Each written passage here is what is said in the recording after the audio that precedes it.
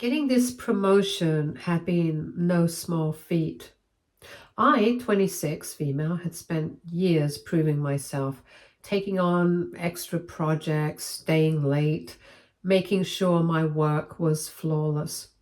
When my manager called me in to break the news, I had barely processed it before my team erupted into cheers.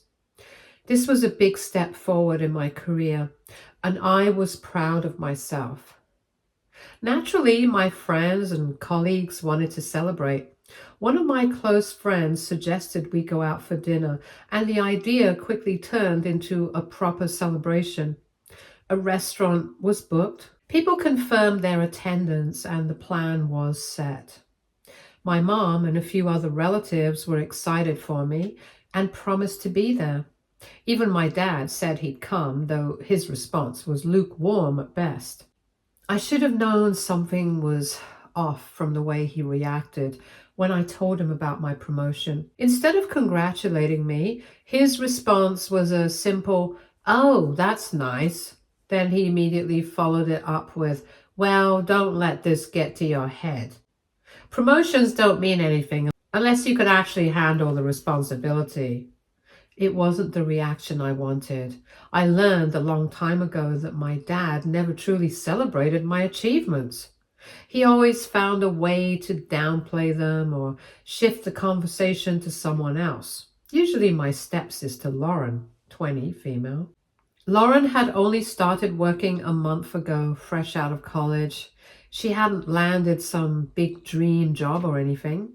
It was an entry-level position, one that required no real experience. Nothing about it was special, but you wouldn't have thought so from the way my dad went on about it.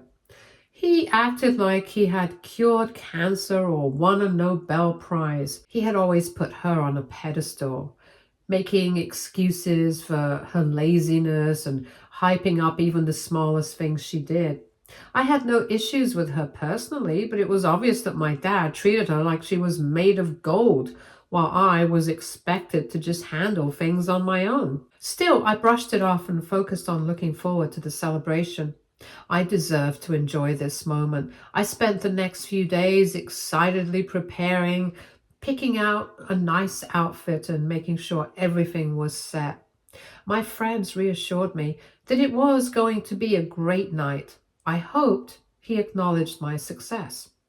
The day of the celebration finally arrived. I got ready, feeling confident and happy, and made my way to the restaurant. I had invited about 20 people, friends, co-workers, family members, and I was eager to see everyone. When I walked in, the first thing I noticed were the decorations.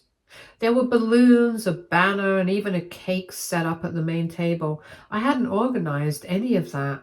My heart warmed for a moment, thinking that maybe my dad had actually gone out of his way to do something nice for me. And then I took a closer look. The banner didn't have my name on it. It had Lauren's. "Congratulations on 1 month at work, Lauren." For a few seconds, I thought I was seeing things. My brain struggled to process what I was looking at. I scanned the room, noticing that some of my coworkers were sitting awkwardly, looking just as confused as I felt. My mom looked like she was about to explode, and my dad, he was grinning proudly, standing next to Lauren like he had just pulled off the greatest surprise in history. I turned to my friend who had helped organize the event, and she looked absolutely livid.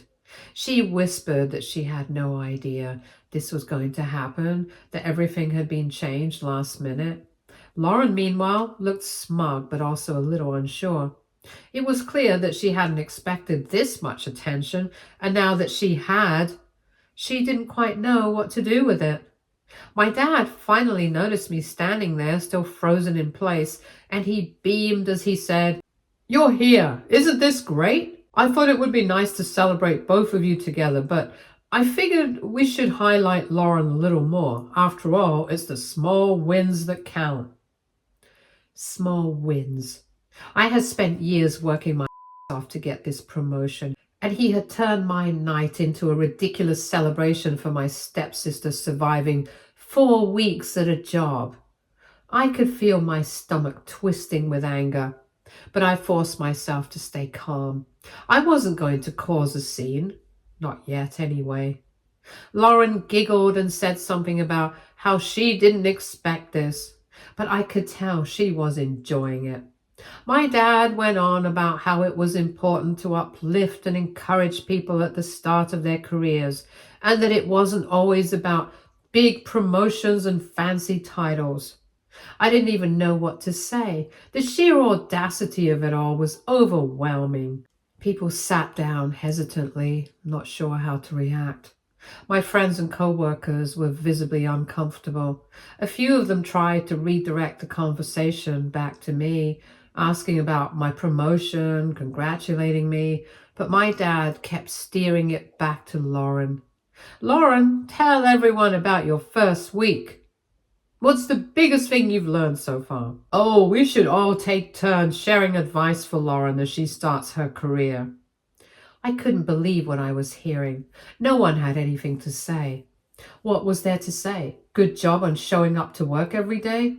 The room filled with awkward silence, and the only sound was the faint clicking of utensils as people shifted uncomfortably in their seats. Lauren tried to play along, but she clearly sensed the awkwardness too. The forced smiles, the half-hearted applause, it was obvious that no one cared. I sat there watching it all unfold, waiting for my dad to realize just how badly he had miscalculated. But he remained completely oblivious, still pushing the idea that Lauren's small win was just as important as my years of effort.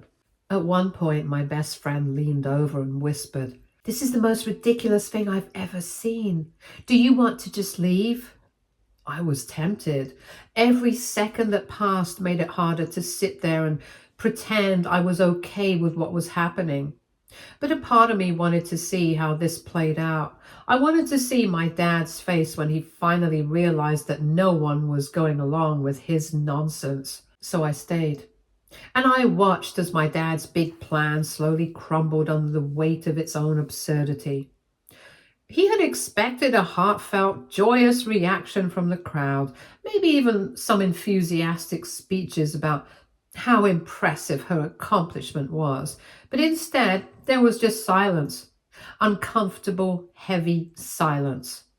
People looked at each other, unsure of what to do, even after he repeated himself multiple times.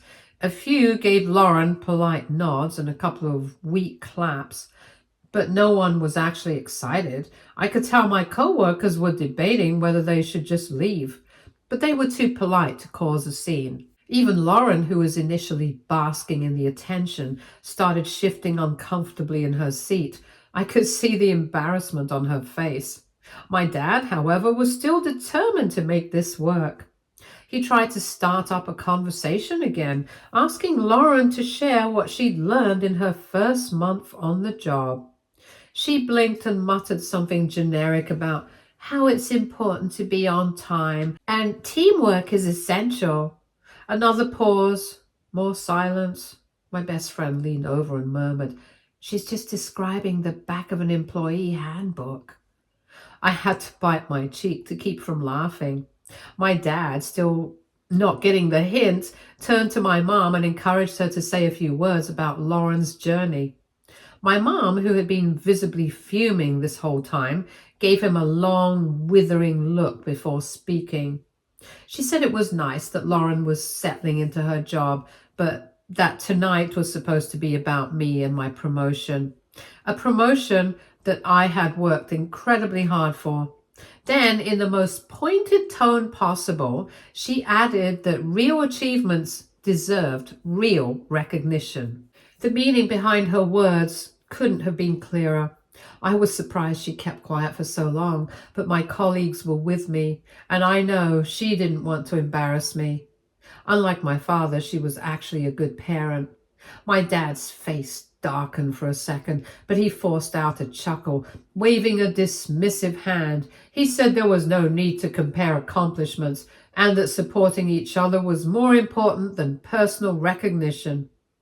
That was when I finally lost my patience.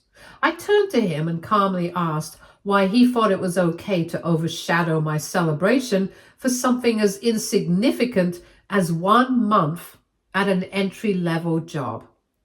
He scoffed, saying that I was overreacting and that I should be mature enough to share the spotlight. I reminded him that this wasn't sharing, this was taking over. My promotion celebration had been planned for me. My friends, my co-workers, and my family were here to celebrate something I had worked years for. And yet the moment he had a chance, he turned it into some ridiculous event for Lauren, acting as if we had done something equally important. My voice remained steady, but the irritation was clear. I told him that I had spent years proving myself in my field, going above and beyond, earning this moment. Lauren had been showing up to work for a few weeks. That wasn't the same thing, no matter how desperately he wanted it to be. Lauren looked absolutely mortified at this point. She was smart enough to realize how ridiculous the situation was, and unlike my dad, she wasn't determined to force it to work. She kept her head down, fiddling with the edge of the tablecloth. My dad, however, was still clinging to his delusions. He shot back that I was being selfish, that I had more than enough recognition, and that it wasn't a big deal to let Lauren have some attention too. That was when one of my co-workers, who had been silent the whole time, finally spoke up. She was an older woman, someone I respected a lot, and she had no patience for nonsense. She bluntly said that no one had come here to celebrate 1 month at a job, and that it was ridiculous to pretend otherwise. My dad opened his mouth to argue, but she kept going. She said that she had been in the workforce for decades and had never, not once, seen anyone throw a party for simply showing up to work for a month. She asked my dad what exactly he expected people to say. Congratulations for doing the bare minimum? I saw my dad's expression twist at that, but she wasn't done. She said that in all her years, she had also never seen a father go out of his way to downplay his own child's success like this. That in any normal situation, a father would be proud and would want their child to have their moment instead of desperately trying to redirect the spotlight.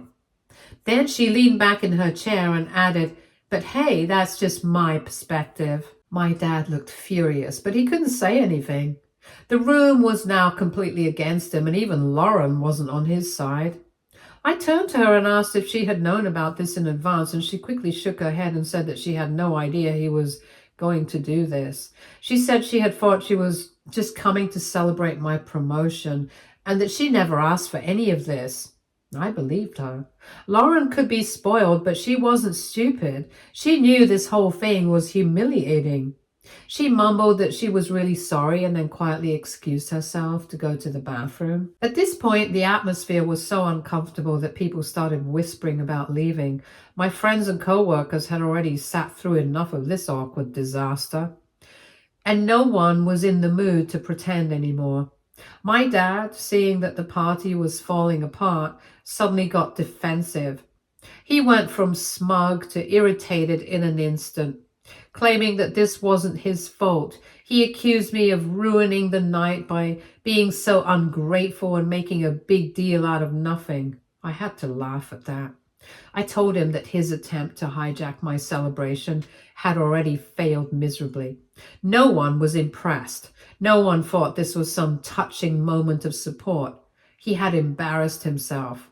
And then I threw his own words back at him. I said, "It's the small wins that count, right?" Well, I'd say tonight's small win is watching everyone realize just how ridiculous you're being. That was the final nail in the coffin. At that point, people started leaving. My friends walked out first and my co-workers followed soon after. My best friend gave me a hug before she left, muttering that I deserved way better than this mess. Lauren eventually came back, looking even more embarrassed than before, and just quietly grabbed her things before leaving too. She didn't say a word to my dad. And then finally it was just me, my mom, and my dad left at the table. He looked around as if shocked that things had turned out this way, as if he genuinely hadn't expected this to blow up in his face. My mom gave him one last unimpressed look, stood up, and said she was leaving too. She turned to me and said we should go get drinks somewhere else, somewhere that wasn't ruined by nonsense. I agreed instantly, grabbing my things. As we walked out, my dad called after me, still trying to make me the villain in all of this. He shouted that I was the one who made this awkward, that I was selfish, and that I should have just gone along with it. I didn't even bother responding because at the end of the day, it wasn't me who ruined the night. It was him. Update 1. The next morning, I woke up to a flood of texts, and unsurprisingly, they were mostly about last night's disaster. Some were from my friends and checking in on me and laughing at how painfully awkward it had been. Others were from my co-workers, still in disbelief that my dad had actually tried to pass off a 1-month job anniversary as an accomplishment. But of course, the real highlight was my dad's messages. He had apparently spent the entire night stewing in his humiliation, and now, instead of reflecting on his own behavior, he had decided that everything was my fault. His first message was short and passive-aggressive. He said I owed Lauren an apology for embarrassing her in front of everyone. I rolled my eyes so hard I almost saw my brain. Lauren wasn't embarrassed because of me. She was embarrassed because he had put her in an impossible position. He had set her up to be the center of attention for something that didn't deserve recognition. And the moment she realized it, she wanted the earth to swallow her whole. That wasn't on me. That was entirely on him. But my dad wasn't done. His next texts were long paragraphs about family values and how I had tried to overshadow Lauren out of pettiness. That one actually made me laugh out loud. I tried to overshadow her? The entire night had been planned as a celebration for my promotion. The restaurant had been booked for me. My friends and co-workers had come to celebrate me. And yet somehow I was the one trying to steal the spotlight? It was so absurd that I didn't even know where to start. I ignored his messages for the time being, knowing that anything I said right now would only turn into an argument. But unsurprisingly, my silence only made him angrier. An hour later, my mom called. She sounded exasperated and said my dad had been ranting all morning about my attitude. She too had ignored his calls and texts. She asked if I wanted to meet up for coffee, and I agreed immediately. I needed to vent. When I got to the coffee shop, my mom was already there, sipping her drink and shaking her head. She said he was still convinced that I was the villain in all of this, and now he was saying that I had intentionally ruined the night by making a scene. I let out a humorless laugh. I said that the night was ruined the moment he decided to turn my celebration into some pity party for Lauren. I told her that I had done nothing but react to what was already a train wreck. She sighed and said that she agreed with me completely, but Dad wasn't going to see it that way. He had built up this image of himself as the fair and supportive parent who encouraged all of his kids equally, and now that people had called him out on how ridiculous he had been, he was scrambling to justify himself. I asked her if Lauren had said anything, and she shook her head and said Lauren was probably just hiding out, hoping to avoid the fallout. I wasn't surprised. Lauren wasn't a bad person. She could be entitled at times, but she wasn't this delusional. She had been just as embarrassed as everyone else when my dad tried to make her the center of attention, even though she may have enjoyed it at first. Still, I was annoyed. I told my mom that I was tired of this pattern. Every time my dad did something ridiculous, he found a way to blame me instead of just admitting he was wrong. And now he wanted me to apologize for his own mistake. She sighed and said she didn't blame me for being frustrated. Then she took a sip of her coffee and said something that made me pause. She said, "This isn't about you or Lauren. It never was." I frowned, not understanding at first. She leaned forward and said, "My dad had always been like this. He had always needed to control the narrative to make himself look like the generous, selfless father who uplifted everyone." She said that last night had been his moment. He had seen it as an opportunity to play the hero, to act like the supportive dad who made sure no child was left behind. But the problem was, he had manufactured a situation where that wasn't even necessary. She said he wasn't actually doing this for Lauren, he was doing it for himself. That made me sit back and think. She was right. If he had really cared about Lauren's feelings, he wouldn't have thrown her into such an awkward, humiliating situation. He wouldn't have forced her to perform in front of my guests, scrambling to come up with something impressive to say when there was nothing impressive to share. He hadn't done this for her. He had done this for his own ego. And now that it had blown up in his face, he was desperate to rewrite the story. He couldn't handle the fact that people had seen through him, that they had called him out. That was why he was so focused on blaming me, because if I was the problem, then he wasn't. I let out a deep breath, suddenly feeling exhausted. My mom patted my hand and told me I didn't have to respond to him right away. She said he would eventually stop spiraling, but until then, there was no point in trying to reason with him. I nodded, deciding that she was right, but just as I was about to put my phone away, another message popped up from my dad. It simply said, "I hope you're happy. You ruined your own celebration by acting like a selfish brat." I stared at it for a moment and then turned my phone face down on the table. I looked at my mom and said, "He really doesn't get it, does he?" She sighed and shook her head and said, "No, and he probably never will." I exhaled sharply and said, "Then that's his problem, not mine." Update 2. I spent the rest of the day ignoring my dad's texts. Every time I saw his name pop up on my phone, I felt my blood pressure spike. But instead of engaging, I focused on myself. I went for a long walk, blasted music in my headphones, and tried to clear my head.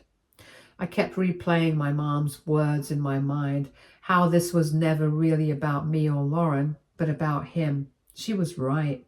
This wasn't the first time he had pulled something like this. Maybe not as blatant, but he had a habit of shifting the spotlight whenever I achieved something, either by downplaying it or making it about someone else. I thought back to when I graduated college. My dad had barely acknowledged it because Lauren was struggling to pass her classes at the time. He had said I should be considerate and not make her feel bad.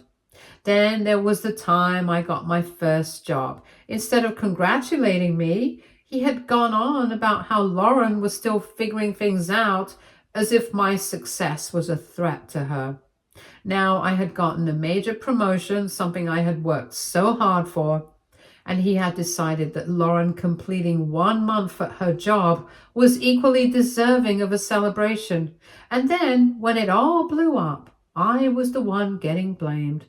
I couldn't do this anymore. I wasn't going to keep letting my dad rewrite reality to make himself feel better.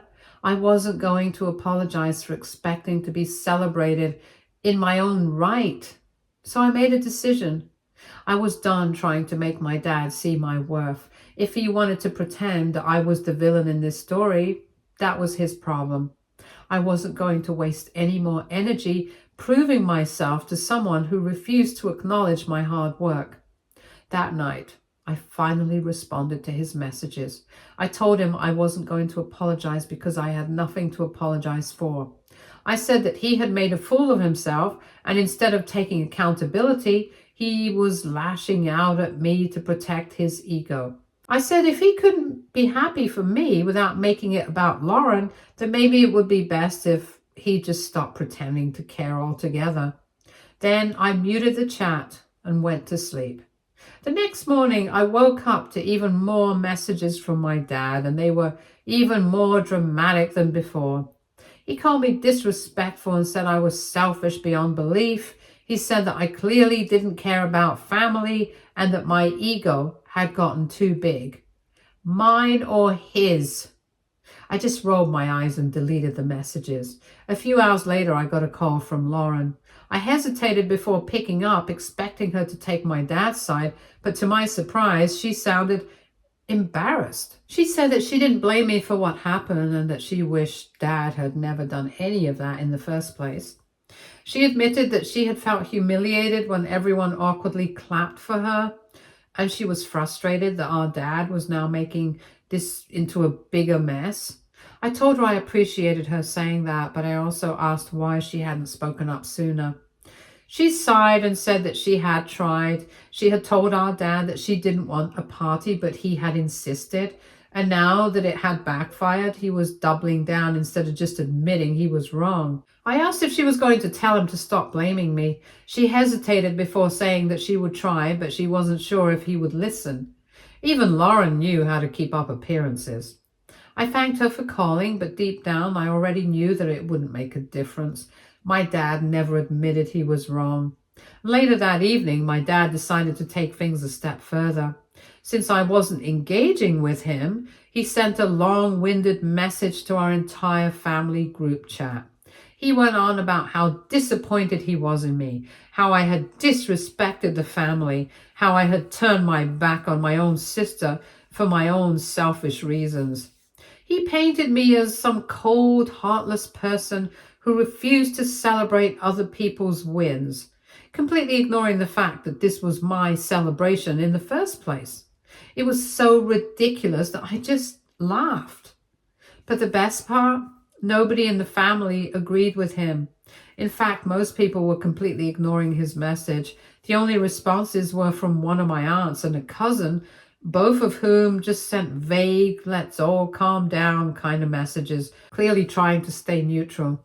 No one was rushing to defend him. No one was telling me that I was wrong, because they all knew. They all saw exactly what had happened, or had at least heard about it, and that must have driven my dad crazy. I wasn't going to waste any more energy on this nonsense, and if my dad wanted to keep playing the victim, then that was his problem. I don't have to keep proving myself to someone who refuses to see me. I had spent so much of my life waiting for my dad to acknowledge my hard work, to celebrate me the way he celebrated Lauren, but he never would. Not because I wasn't worthy, but because he needed to keep pushing this ridiculous narrative where I was the problem and Lauren was the one who needed uplifting. And if that was the story he wanted to tell, then fine. I just wouldn't be a part of it anymore. Update 3. A week later, I had another celebration, and this time, the way it should have been from the start. It wasn't anything over the top, just a nice dinner with close friends, some co-workers, and the family members who had actually supported me. My mom came, of course, and so did some of my aunts and cousins, but this time there was no last-minute hijacking, no awkward forced applause, and no one trying to turn the night into something it wasn't. Just me, surrounded by people who were genuinely happy for me. I hadn't invited my dad or Lauren. Not out of spite, but because I had finally realized something. I didn't owe them a spot in my happiness. If my dad was going to keep making everything about Lauren, if he was going to keep finding ways to undermine my achievements, then why should I keep giving him the opportunity? Why should I keep letting him into spaces meant to celebrate me when all he ever did was shift the attention elsewhere? I was done. From now on, I was going to handle him the same way I handled distant relatives I barely saw. If we happened to be at the same family gathering, fine, I'd be polite. I'd make small talk if needed, but I wasn't going to invite him into my life anymore. He wasn't going to be at my celebrations. He wasn't going to be in my corner. He had made it very clear where his priorities lay, and I wasn't about to keep begging for a spot on his list. I wasn't even going to have some big dramatic conversation about it. No fights, No ultimatums, no long-winded explanations, just a slow, steady, quiet removal of him from my life. If he noticed, that was his problem. And if he didn't, even better. I felt in control of my own happiness. And as I sat there surrounded by people who actually wanted to be there for me, I knew I had made the right choice. Stay tuned for more stories from our girl relationships.